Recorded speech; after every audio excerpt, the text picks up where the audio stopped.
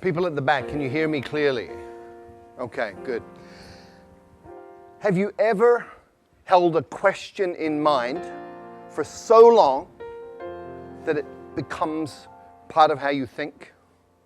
Maybe even part of who you are as a person? Well, I've had a question in my mind for many, many years, and that is, how can you speed up learning? Now, this is an interesting question because if you speed up learning, you can spend less time at school. And if you learn really fast, you probably wouldn't have to go to school at all.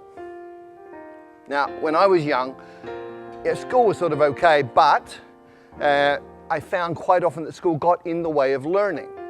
So I had this question in mind, how do you learn faster?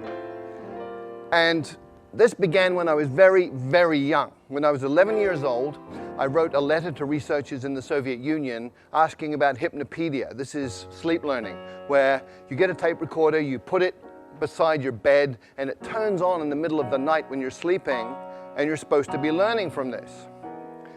Good idea. Unfortunately, it doesn't work. But hypnopedia did open the doors to research in other areas, and we've had incredible discoveries about learning that began with that first question. I went on from there to become passionate about psychology, and I have been involved in psychology in many different ways for the rest of my life up until this point.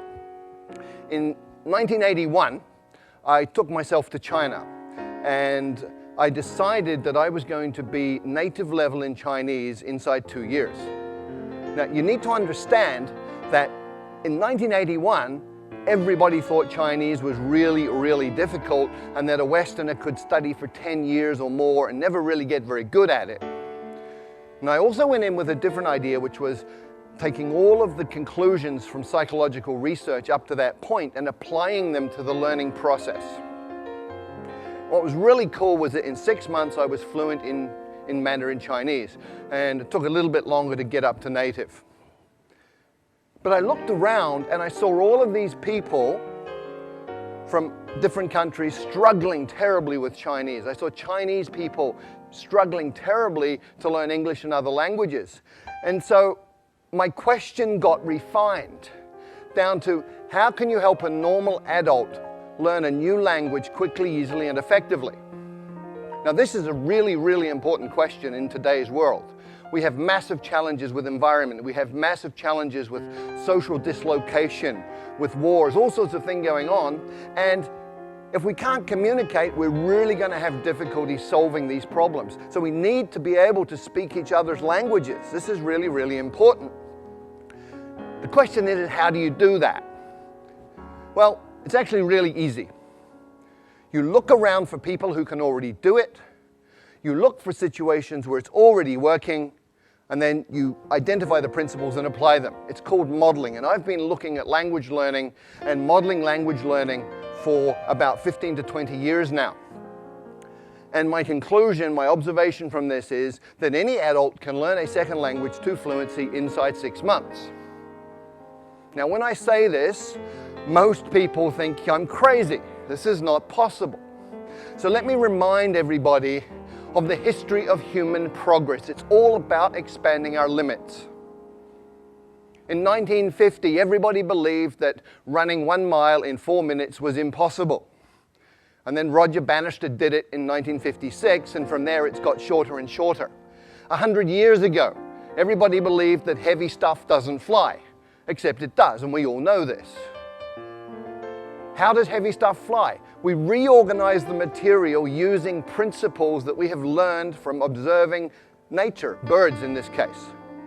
And today, we've gone even further. So you can fly a car. You can buy one of these for a couple of $100,000 US. We now have cars in the world that fly. And there's a different way to fly, which we learned from squirrels. So all you need to do is copy what a flying squirrel does, build a suit called a wingsuit, and off you go. You can fly like a squirrel.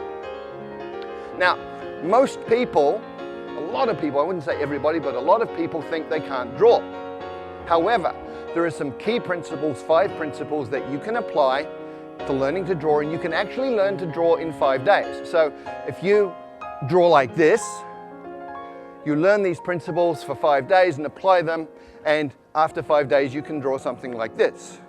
Now I know this is true because that was my first drawing, and after 5 days of applying these principles, that was what I was able to do. And I looked at this and I went, wow! So that's how I look like when I'm concentrating so intensely that my brain is exploding. So anybody can learn to draw in 5 days. And in the same way, with the same logic, anybody can learn a second language in 6 months. How? There are 5 principles and 7 actions. There may be a few more, but these are absolutely core. And before I get into those, I just want to talk about 2 myths. I want to dispel 2 myths. The first is that you need talent. Let me tell you about Zoe. Zoe came from Australia, went to Holland, was trying to learn Dutch, struggling extremely a great deal, and finally, people were saying you're completely useless, you're not talented, give up, you're a waste of time, and she was very, very depressed. And then she came across these 5 principles, she moved to Brazil, and she applied them, and in 6 months she was fluent in Portuguese. So talent doesn't matter. People also think that immersion in a new country is the way to learn a language, but look around Hong Kong, look at all the Westerners who've been here for 10 years who don't speak a word of Chinese. Look at all the Chinese living in America, Britain, Australia, Canada, who've been there 10, 20 years, and they don't speak any English. Immersion per se does not work. Why? Because a drowning man cannot learn to swim. When you don't speak a language, you're like a baby, and if you drop yourself into a context which is all adults talking about stuff over your head, you won't learn. So, what are the 5 principles that you need to pay attention to? First, there are 4 words. Attention, meaning, relevance, and memory. And these interconnect in very, very important ways, especially when you're talking about learning. Come with me on a journey through a forest. You go on a walk through a forest and you see something like this. Little marks on a tree. Maybe you pay attention, maybe you don't. You go another 50 meters and you see this. You should be paying attention. Another 50 meters, if you haven't been paying attention, you see this. And at this point, you're paying attention. And you've just learned that this is important, it's relevant, because it means this, and anything that is related, any information related to your survival is stuff that you're going to pay attention to, and therefore you're going to remember it. If it's related to your own personal goals, then you're going to pay attention to it. If it's relevant, you're going to remember it. So the first principle for learning a language is focus on language content that is relevant to you, which brings us to tools. We master tools by using tools, and we learn tools the fastest when they're relevant to us. So let me share a story. A keyboard is a tool. Typing Chinese a certain way, there are methods for this, that's a tool. I had a colleague many years ago who went to night school Tuesday night, Thursday night, 2 hours each time, practicing at home. She spent 9 months and she did not learn to type Chinese. And one night we had a crisis. We had 48 hours to deliver a training manual in Chinese. And she got the job. And I can guarantee you, in 48 hours, she learned to type Chinese because it was relevant, it was meaningful, it was important. She was using a tool to create value. So the second principle for learning a language is to use your language as a tool to communicate right from day one, as a kid does. When I first arrived in China, didn't speak a word of Chinese, and on my second week I got to take a train ride overnight. I spent 8 hours sitting in the dining car talking to one of the guards on the train. He took an interest in me for some reason, and we just chatted all night in Chinese, and he was drawing pictures and making movements with his hands and facial expressions, and piece by piece by piece I understood more and more. But what was really cool was 2 weeks later, when people were talking Chinese around me, I was understanding some of this, and I hadn't even made any effort to learn that. What had happened, I'd absorbed it that night on the train, which brings us to the third principle. When you first understand the message, then you will acquire the language unconsciously. And this is really, really well documented now. It's something called comprehensible input. There's 20 or 30 years of research on this. Stephen Krashen, a leader in the field, has published all sorts of these different studies. And this is just from one of them. The purple bars show the scores on different tests for language. The green and the purple people were people who had learned by grammar and formal study. The green ones are the ones who learn by comprehensible input. So comprehension works. Comprehension is key. And language learning is not about accumulating lots of knowledge. In many, many ways, it's about physiological training. A woman I know from Taiwan did great in English at school. She got A grades all the way through, went through college, A grades, went to the US and found she couldn't understand what people were saying. And people started asking her, "Are you deaf?" And she was English deaf. Because we have filters in our brain that filter in the sounds that we are familiar with, and they filter out the sounds of languages that we're not. And if you can't hear it, you won't understand it. If you can't understand it, you're not going to learn it. So you actually have to be able to hear these sounds. And there are ways to do that, but it's physiological training. Speaking takes muscle. You've got 43 muscles in your face. You have to coordinate those in a way that you make sounds that other people will understand. If you've ever done a new sport for a couple of days and you know how your body feels, hurts, if your face is hurting, you're doing it right. And the final principle is state, psychophysiological state. If you're sad, angry, worried, upset, you're not going to learn, period. If you're happy, relaxed, in an alpha brain state, curious, you're going to learn really quickly. And very specifically, you need to be tolerant of ambiguity. If you're one of those people who needs to understand 100% every word you're hearing, you will go nuts because you'll be incredibly upset all the time because you're not perfect.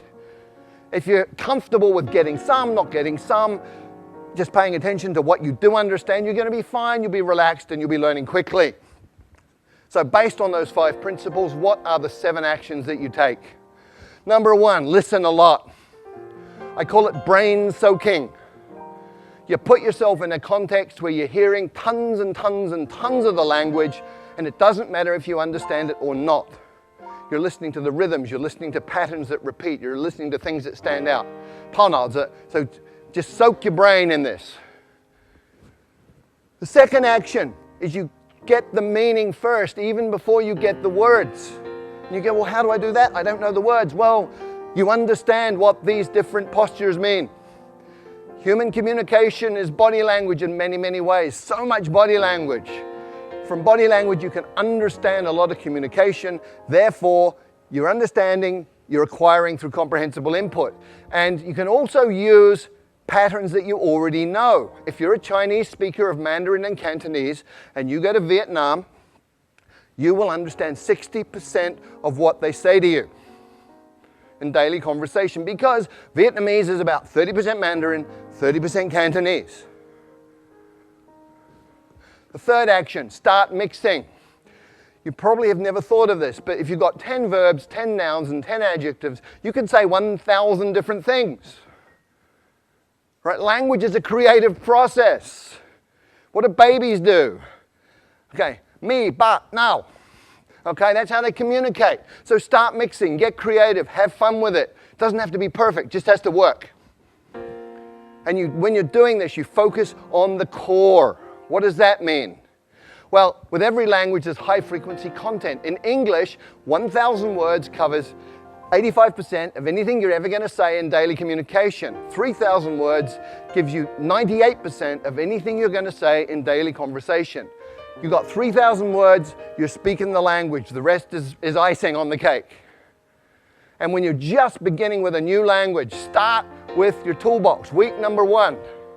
In your new language, you say things like, how do you say that? I don't understand. Repeat that, please. What does that mean?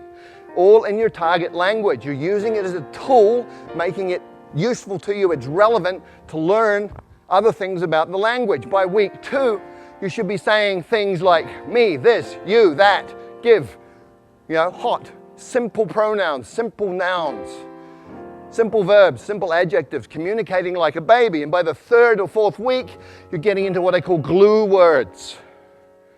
Although, but, therefore, these are logical transformers that tie bits of a language together, allowing you to make more complex meaning. At that point, you're talking. And when you're doing that, you should get yourself a language parent. If you look at how children and parents interact, you understand what this means. When a child is speaking, it'll be using simple words, simple combinations, sometimes quite strange, sometimes very strange pronunciation. Other people from outside the family don't understand it, but the parents do. And so the kid has a safe environment, gets confidence. The parents talk to the children with body language and with simple language they know the child understands. So you have a comprehensible input environment that's safe. We know it works, otherwise none of you would speak your mother tongue. So you get yourself a language parent who's somebody interested in you as a person who will communicate with you essentially as an equal, but pay attention to help you understand the message. There are 4 rules of a language parent. Spouses, by the way, are not very good at this, okay? But the 4 rules are, first of all, they will work hard to understand what you mean, even when you're way off beat. Secondly, they will never correct your mistakes. Thirdly, they will feed back their understanding of what you're saying so that you can respond appropriately and get that feedback. And then they will use words that you know. The 6th thing you have to do is copy the face. You've got to get the muscles working right so you can sound in a way that people will understand you. There's a couple of things you do. One is you need to hear how it feels and feel how it sounds, which means you have a feedback loop operating in your face. But ideally, if you can look at a native speaker and just observe how they use their face, let your unconscious mind absorb the rules, then you're going to be able to pick it up. And if you can't get a native speaker to look at, you can use stuff like this. Sing, song, king, song, hum. And the final idea here, the final action you need to take is something that I call direct connect. What does this mean? Well, most people learning a second language sort of take the mother tongue words and the target words and go over them again and again in their mind to try and remember them. Really inefficient. What you need to do is realize that everything you know is an image inside your mind, it's feelings. If you talk about fire, you can smell the smoke, you can hear the crackling, you can see the flames. So what you do is you go into that imagery and all of that memory and you come out with another pathway. So I call it same box, different path. You come out that pathway and you build it over time. You become more and more skilled and just connecting the new sounds to those images that you already have and to that internal representation. And over time, you even become naturally good at that process that becomes unconscious. So there are 5 principles that you need to work with, 7 actions. If you do any of them, you're going to improve. And remember, these are things under your control as the learner. Do them all. You're going to be fluent in the second language in 6 months. Thank you.